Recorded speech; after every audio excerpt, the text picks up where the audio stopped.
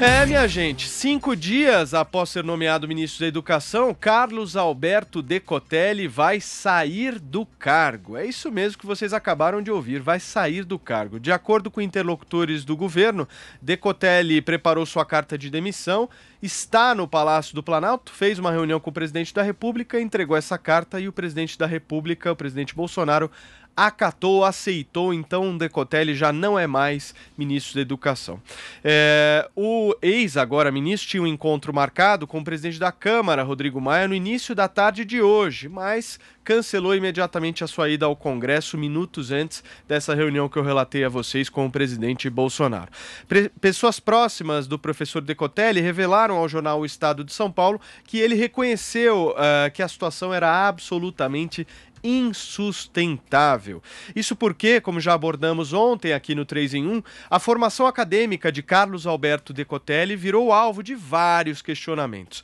Na noite de ontem, a Fundação Getúlio Vargas emitiu uma nota negando que o economista tenha sido professor ou pesquisador da própria instituição. Agora, começa uma nova especulação, né, gente? Que agora dá para ouvir o Josias, o Constantino e a Thaís em relação a isso. Vamos voltar a essa pauta que falávamos na semana passada. Quem será o novo ministro da Educação, hein, Thaís Oyama? Dá até medo pensar nisso, né, Paulo? Dá até medo. Parece que tem 4 ou 5 nomes aí e algumas ameaças pela frente. Mas vamos torcer para que o governo não cometa o terceiro erro nessa pasta, né? Aliás, o quarto, porque teve Ricardo Vélez, o breve, que também não se pode chamar de acerto.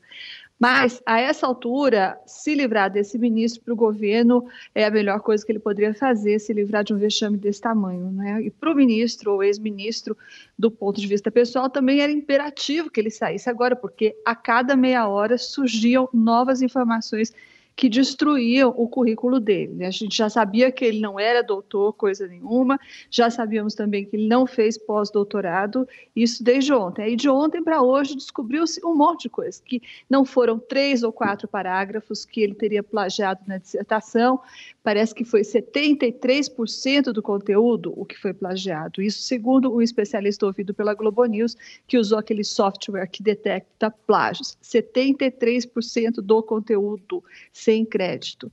Aí, como você falou, veio a FGV dizendo que ele também nunca tinha sido professor das escolas da FGV. Ele deu apenas cursos esporádicos, o que é bem diferente, né?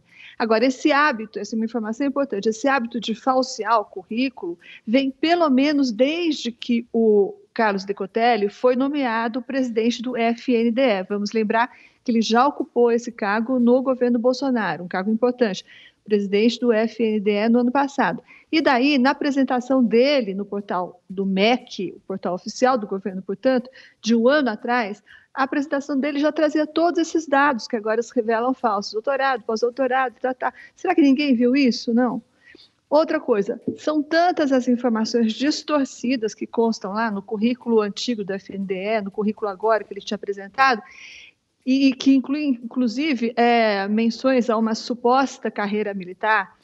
Então, são tantas as informações distorcidas que as coisas subiram de patamar. Ontem eu comentei aqui que uma acusação criminal contra o professor Decotelli seria algo que dificilmente o atingiria, até porque tinha a jurisprudência do STJ que dava conta de que quem mente no currículo Lattes não está sujeito a ser enquadrado no crime, por exemplo, de falsidade ideológica. Isso porque o currículo Lattes é um documento autodeclaratório e, entre outras coisas, não leva assinatura digital.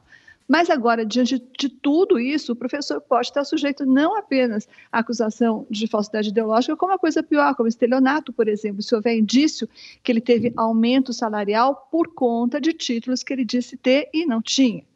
Bom, o que sobra de tudo isso é mais uma tragédia brasileira, né? A pasta de educação ficou 1 ano e meio parada por conta de um ministro que detestava a educação e tinha uma necessidade desmedida de atenção.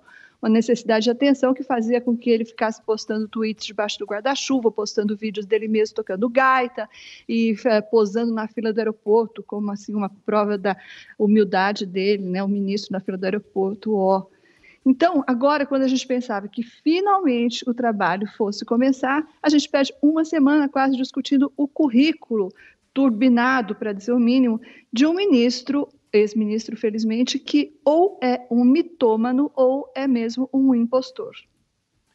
Muito bem, Rodrigo Constantino, o que você acha aí desse possível novo nome? Quem vai ser o novo ministro, hein? Olha, Paulo, eu não sei quem vai ser. Falam Gilberto Garcia, que seria próximo do Onyx e apoiado pelo Weintraub também.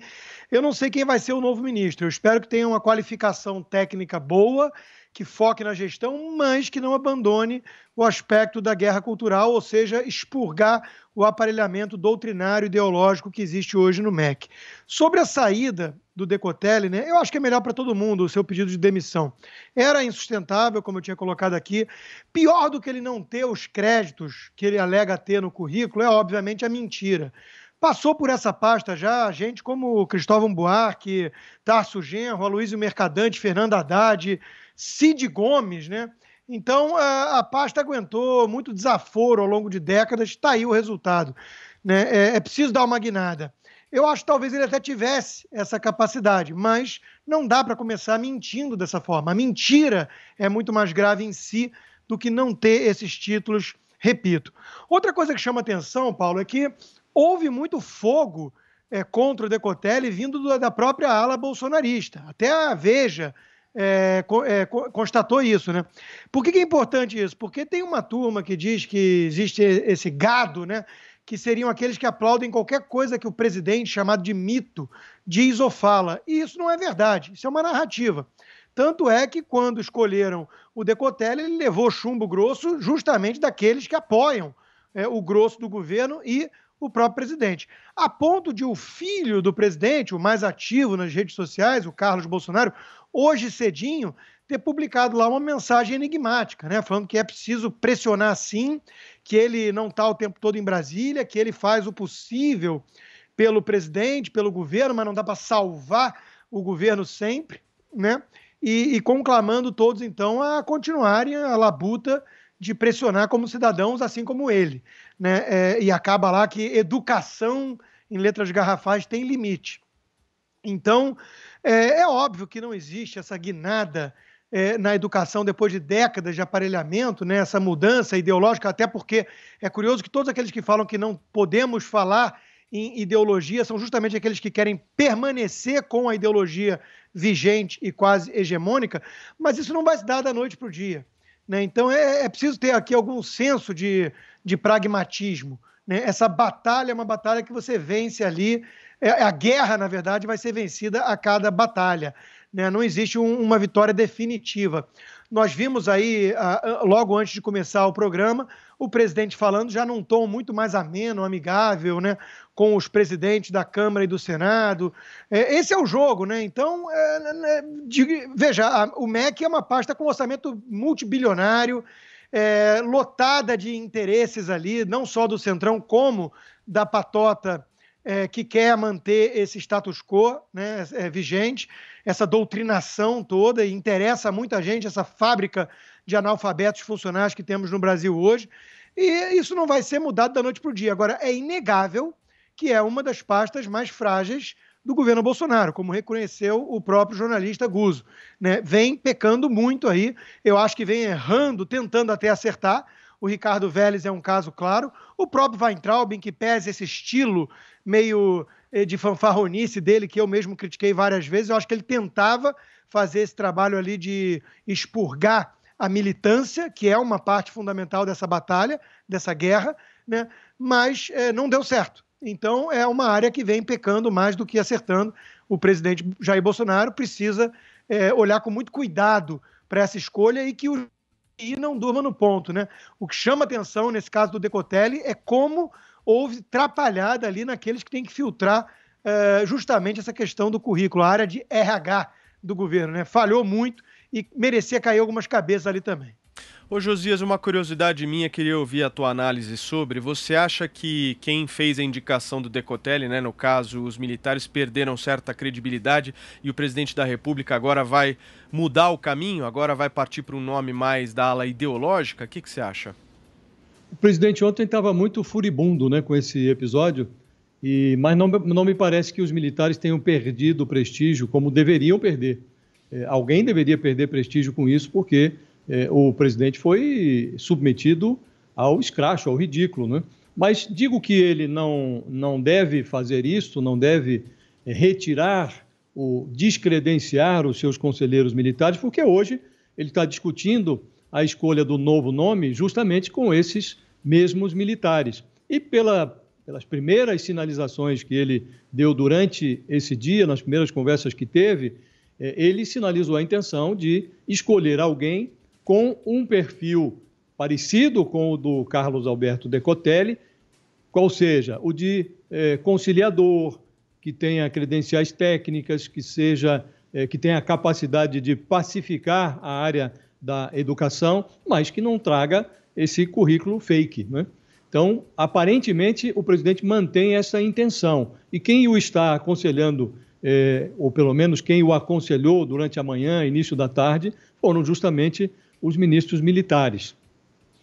Há uma sucessão de ironias nesse caso, né? Porque o professor Decotelli, ele acabou se transformando em escravo do seu currículo, porque o presidente, quando o escolheu, a primeira coisa que fez foi expor nas redes sociais o currículo do Decotelli, com muito orgulho. Olha que currículo maravilhoso tem esse professor que eu estou acomodando no MEC. Aí vem o reitor da Universidade Argentina, onde ele dizia ter obtido o título de doutor, e fala, olha, aqui não aconteceu isso. Ele não tem esse título na nossa universidade. Aí pronto, desmoronou. Aí a imprensa foi atrás do pós-doutorado que ele dizia ter feito na Alemanha, e não existia. Aí começaram a surgir as denúncias de fraude, também no mestrado, de plágio. Então, no final das contas, o Bolsonaro promoveu no MEC uma revolução de costumes, nos costumes administrativos, porque ele conseguiu produzir um caso raríssimo de ministro que ganhou as feições de ex-ministro no intervalo entre a publicação do ato de nomeação no Diário Oficial e o cancelamento da cerimônia de posse. A gente não tomou nem posse. Depois de uma piada, que foi o Vélez Rodrigues, de um desastre, que foi o Abraham Weintraub, o Bolsonaro, que tinha fabricado duas crises, com esse professor Decotelli, ele incorporou ao governo uma crise que já veio pronta. O Ministério da Educação vai se consolidando ali como uma espécie de laboratório culinário, de culinária experimental. O Vélez Rodrigues e o Abraham Weintraub, eles se fritaram na sua própria gordura. O Decotelli, com esse currículo fake, ele chegou carbonizado já. Não tinha o título de doutor, pós-doutorado não existia, o mestrado agora está sob reexame. O que se afirma é que 70% da dissertação de mestrado ali do professor é plágio. Se for isso mesmo, o currículo dele todo é 100% feito de cinzas. E não precisava disso. Uma graduação já bastava para fazer uma diferença no MEC, no estágio em que ele se encontra agora.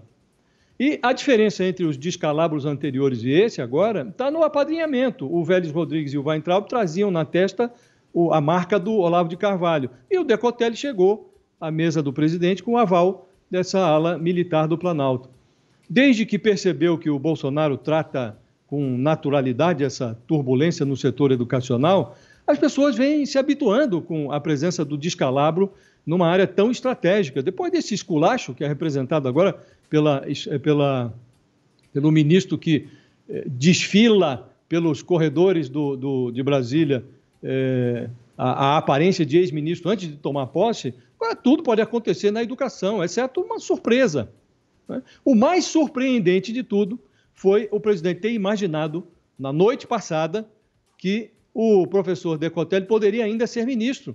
Ele saiu de uma conversa com o presidente, chegou à porta do MEC, dizendo que continuava ministro. Quer dizer, é um absurdo atrás do outro. Então, espera-se que o presidente mantenha essa sua intenção, afirmada nas conversas que manteve hoje, de escolher uma pessoa que tenha um perfil técnico, que tenha capacidade de tirar o MEC desse lodo em que ele se encontra. Chamou, Constantino? Não, chamei só para pontuar uma coisa rapidinho, né? Primeiro que agora, com certeza, o Decotelli vai colocar no seu currículo o Ministério da Educação, né? Ele já pode alegar que foi ministro da Educação, mesmo que a gente saiba como é que foi a história. Mas eu queria chamar a atenção para uma coisa, Paulo, que já tinha falado antes, né? Do silêncio do movimento racial. Por que eu falo disso agora? Porque a tática dos movimentos raciais, que tem muito mais a ver com o esquerdismo do que com o conceito de raça, que eu sequer gosto para falar de seres humanos, né? A tática é blindar todo esquerdista de crítica com a alegação de que é racismo quando há ataque a eles. Fizeram muito isso com Obama, por exemplo, quando ele era presidente da República, né? Agora, quando foi apontado um negro para o MEC, houve um silêncio, porque não é um deles, ou seja, não é um esquerdista militante, né? Mas ele agora foi detonado por todas essas fraudes, também, novamente, silêncio, ou seja, fica valendo, então, a questão da meritocracia, da mentira, como deve ser, como deve ser. Eu só quero frisar isso e acho importante para lembrar desse caso quando acontecer de voltar, isola, né, a esquerda ao poder e indicar alguém para alguma coisa e as pessoas pontuarem eventualmente mentira, fraude ou até carência curricular, qualquer coisa que seja, e o movimento racial sair em defesa da pessoa, tentando blindá-la justamente com a argumentação de que é racismo o ataque, né? Então, eu só quero frisar isso, é muito importante, porque eu venho acompanhando de longa data o movimento racial e a constatação é muito evidente, né? Não tem mais nada a ver com a questão racial e tudo a ver com o esquerdismo. Josias e Thaís pedindo, vamos começar pelo Josias. Bem rapidinho, eu queria fazer uma observação. Eu entendo a preocupação do Constantino, mas eu tive um cuidado, desde que o professor Decotelli foi escolhido, eu não mencionei nenhuma vez aqui o fato dele ser negro. Nem quando nós o exaltamos, assim que ele foi indicado pela qualidade do currículo, nem agora, quando o currículo dele se revelou um currículo fake. Porque eu acho que nada disso que está acontecendo com o Decotelli tem a ver com a raça, tem a ver com a cor da pele. Já tivemos aí, ontem mesmo eu mencionava aqui o caso da Dilma Rousseff, que tem um currículo fake também, apresentou títulos que não detinha. Houve o caso do Witzel, recentemente, o governador do Rio de Janeiro, que disse que tinha uma passagem lá por Harvard e não existia matrícula. Houve o caso nesse governo mesmo, a ministra Damares, que disse que tinha uma série de mestrados que não possuía. Há outros casos, inclusive, nesse governo. Quer dizer, e todos esses que eu estou citando aqui são pessoas que podem ser classificadas como brancas. Então, acho que realmente isso é irrisório, o fato dele ser negro. Isso poderia acontecer com qualquer pessoa e independentemente da raça. Então, acho que, assim como nós o exaltamos quando o currículo dele parecia verdadeiro, acho que não é o caso de mencionar a questão racial agora que estamos vendo que o currículo dele é um currículo falso, é um currículo fake. Então, isso acho que não tem nada a ver, de fato, com a raça do ministro. Você, Thaís Oyama.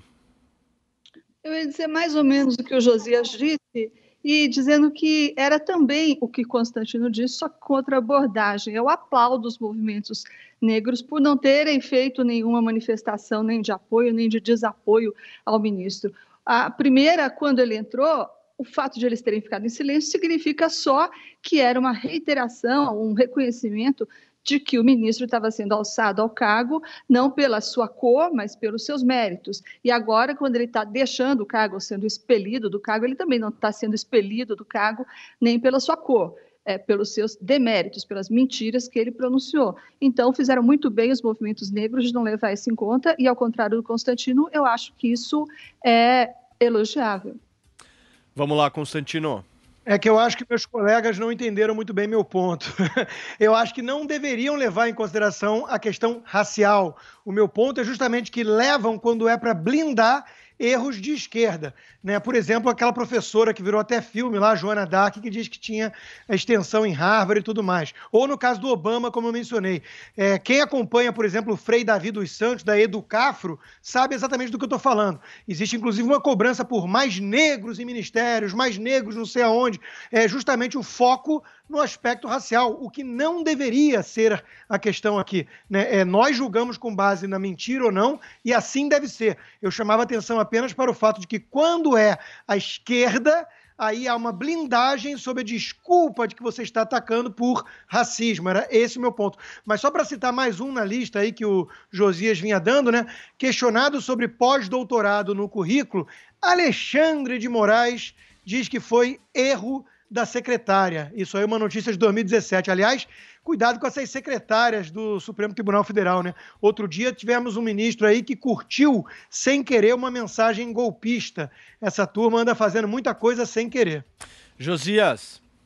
Por último, acho que nós não poderíamos encerrar essa discussão sobre MEC sem dizer o seguinte: o governo precisa, a essa altura, 1 ano e meio já de gestão Bolsonaro, precisa levar à vitrine algum projeto educacional, alguma coisa que tenha começo, meio, fim, que seja compreensível, que traga à baila uma discussão que agora está o Ministério da Economia discutindo o Fundeb lá com o Congresso Nacional na questão orçamentária, sem que se discuta a filosofia educacional, para onde vai esse dinheiro, que tipo de escola estão sendo, que tipo de ensino está sendo fornecido às crianças aí no ensino médio, que tipo de ensino superior nós queremos oferecer no país, se o governo tem todo o direito de propor uma política que seja conservadora, mas que tenha lógica educacional, se quer substituir ideias que considera esquerdistas, que o faça, mas que proponha com clareza e que traga as ideias, não ficar guerreando pela guerra.